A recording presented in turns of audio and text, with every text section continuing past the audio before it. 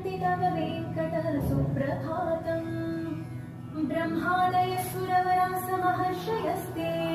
सन्तः सनन्दनमुखास्त्वथयोगिवर्याः श्रीनिवास निरवद्य गुणैकसिन्धो संसारसागरसमुत्तरणैकसेतो वेदान्तवेद्य निजवैभव भक्तभोग्या श्रीवेङ्कटाचलपते तव सुप्रभातम् इत्थं वृषा यच्च प्रभो वेङ्कटेश अज्ञानिना मया दोषानशेषान् विहितान् हरे क्षमस्वत्वं शेषशैलशिखामणि